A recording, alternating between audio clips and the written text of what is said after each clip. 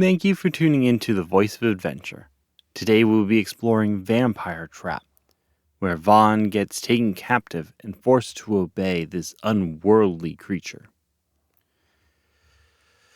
Vaughn's eyes slowly fluttered open. His head throbbed in pain. He reached for his head, but his hands couldn't move.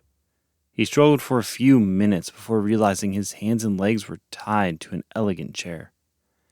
Vaughn's eyes widened as he realized he was trapped. He tried to shout, but the gag muffled his voice. He continued struggling, attempting to force a hand free, but to no avail. How did he get here? The last thing he remembered was walking home after a night of drinking. Someone must have knocked him out and brought him here. But where is here? Vaughn sat in a large dark room. Only a few small candles lit the walls. Bookshelves lined the back wall, containing enough books to fill a small library. Furniture was neatly arranged around multiple coffee tables. Beneath each table lay an ornately designed rug. A large fireplace sat in the middle of the wall in front of him. A large, elegant chair and side table sat near the fireplace, facing away from Vaughn. As he watched the chair, the fireplace roared to life. A large hand delicately picked up the teacup that was on the side table, carefully putting it back after taking a sip. "I see you're awake," the mysterious voice said. "I have been waiting for many hours." Vaughn tried to move and talk, but he was still bound, and no intelligible sound escaped his mouth. "Let's remove that gag so we can have a proper conversation." The unknown man stood up, his slender figure accentuated by the finely tailored suit. He glided gracefully over to Vaughn's chair. As he approached, Vaughn could feel this man's intimidating presence. The man slowly reached behind Vaughn and untied the gag. "There. Now we can have a good chat." "Who are you, and what do you want?" Vaughn asked. "I am Gamal, and I need your assistance." "You think I'm going to help the man who kidnapped me?" Vaughn said dismissively. "I don't think you have much of a choice." Vaughn looked down at his bonds and sighed. "What do you want from me?" "Simple. I want you to sit there and listen." Vaughn looked puzzled. "Listen? Listen to what?"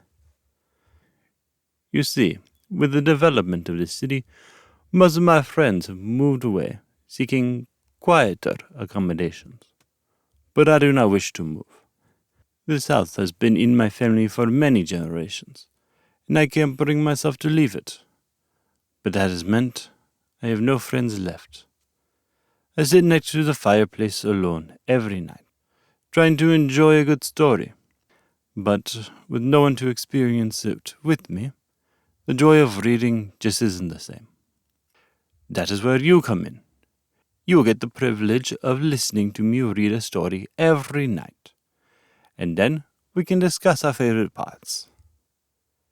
"So, you kidnapped me because you wanted a friend?" "In a sense, yes. You see, for various reasons, I am unable to go out and make friends, and since all of mine left, I decided to bring someone here instead." Gamal grinned, proud of his ingenious idea. "I am a prisoner. I have no reason to become your friend." "True, but you are a captive audience.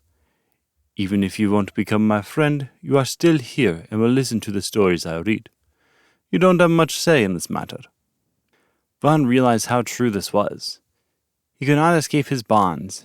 He had no idea where he was. He didn't like the eerie feeling he got from Gamal. Reluctantly, Vaughn said, "Fine. I will listen to your stories.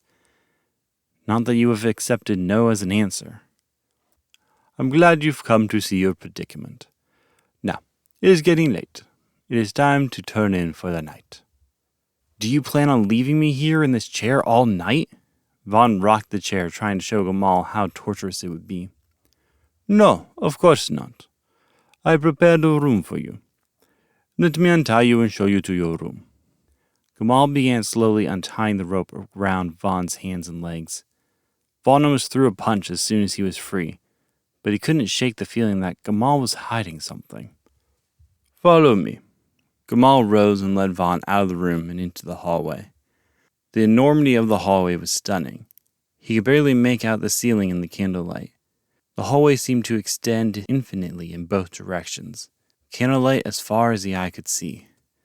A few paintings on the walls stared at him as he stood in the doorway. This way, Gamal said as he was already a long way down the hallway. Vaughn saw an opportunity. He started running in the opposite direction. He ran until he reached a perpendicular hallway and quickly rounded the corner, attempting to hide. He didn't know where the exit was, so he had to play it safe. Hide, then find his way out.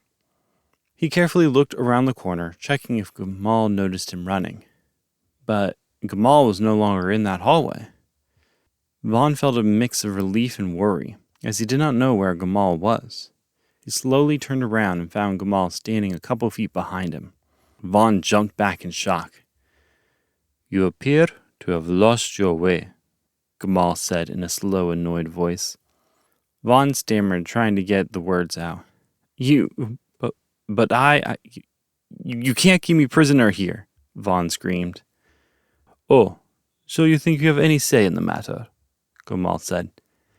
In the blink of an eye, Gamal disappeared from Vaughn's view, only to reappear right behind him with a blade to his throat. There is nothing you can do to escape. If you try running from me again, I will have to find a new person to listen to my stories. Understand? Vaughn nodded. Good. Now follow me. With no choice, Vaughn followed. After a few minutes of walking down the long halls, Gamal stopped and motioned to a door. This is where you'll be staying. It has everything you need. And I will be locking the door, so don't get any ideas of escaping. The room was large. A handful of candles dimly lit it, casting shadows on the floor. A king-size bed sat against the wall, with a white mesh canopy hanging over it. Black curtains covered the opposite wall. Vaughn assumed they hid the windows. A door at the other end of the room led to a small private bathroom, stocked with all the essentials.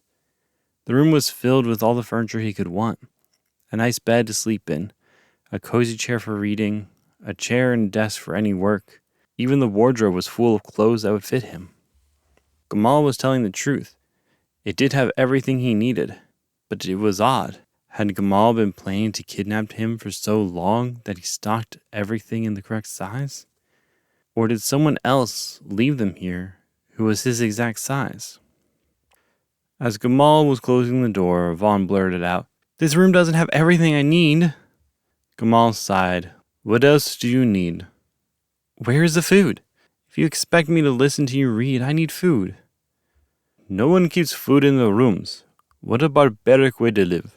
I'll be bringing you food when it is time for the meals.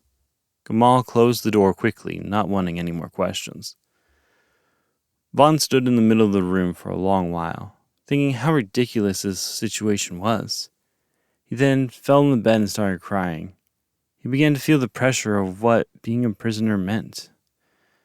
The realization that he would not see his family or friends again. That he would be forced into a life of solitude with Gamal.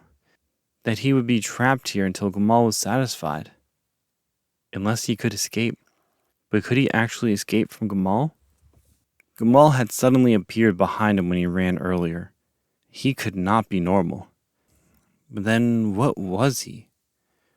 Curtains covered every window Vaughn saw, letting no natural light in. All of Gamal's friends had left to live in more remote places. Gamal was ridiculously fast. Could Gamal be a vampire? No. Vampires were just folk tales to scare children. There couldn't be any truth to it. Vaughn was uncertain about Gamal, but he knew he had to escape, and fast. He carefully tried the door, hoping Gamal either forgot to lock it or he was lying about locking it. To Vaughn's disappointment, it was actually locked. He then looked around the room for something to break the door with. He quickly grabbed a candelabra from the nightstand and was about to smash the door before he stopped. How much noise will this create? Gamal will definitely hear it, right? And even if he doesn't, where's the front door? Vaughn wondered. He put the candelabra back on the nightstand and sat on the bed. He couldn't go through the door without picking the lock, which he didn't know how to do. And even if he did, there was no guarantee he could find the exit before Gamal would find him. Vaughn laid back on the bed, wondering if he would ever be able to escape. He was looking at the black curtains when suddenly he heard something hit the window. Vaughn quickly jumped up and flung open the curtains. A bird sat on the windowsill before picking itself back up and flying away. He looked out the window and saw he was above the tree line, and a dense forest surrounded the house. There was no civilization in sight. Vaughn sighed, feeling like he hit another dead end. He started walking back to his bed when he got an idea. If he had enough sheets and towels, he could make a rope and climb down. Vaughn frantically pulled out every sheet, blanket, pillowcase, and towel he could find and started tying them together. He knotted them as tight as he could, straining his hand as he did so. With a long makeshift rope created, Vaughn faced a new issue. Could he even get the window open? Why didn't I try this earlier? Vaughn asked himself, feeling stupid. If I can't open a window, then all this rope is useless. He inspected the windows, looking for a latch or something that would open them. For 10 minutes he combed the windows but found no latch. There was no way to open the windows without breaking them. He had worked so hard on the rope for nothing. Vaughn slumped down to the floor, tears rolling off his face. There is no way for me to escape. I'm stuck here until I die. He hugged his knees, letting the tears flow, feeling totally hopeless. Vaughn wanted nothing more than to leave this godforsaken place, but both of his options could alert Gamal, and he could not escape if Gamal knew he was trying. But was it worth staying here and slowly rotting away? Wouldn't it be better to struggle and fight, even if it meant dying in the process? Vaughn sat there and thought for a few hours, pondering if a possibility of death would be worth the risk. Eventually, he came to the conclusion that he would rather die than be forced to live here as a captive. Vaughn got up and looked at the windows again. He had to break them, as escaping from the windows would give him a better chance of being free from this place. But he needed to do it quietly. He grabbed the candelabra again and pressed the base of it against the corner of the large window. Slowly, he increased the pressure until long cracks began to form.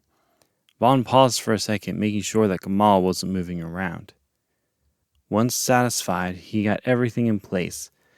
Vaughn moved the bed next to the window and tied one of the ends of the rope to it. He grabbed the candelabra again and pressed against the same corner.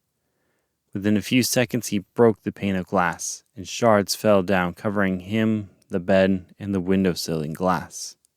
Vaughn paused again, getting up the nerve to leave and hoping Gamal heard nothing.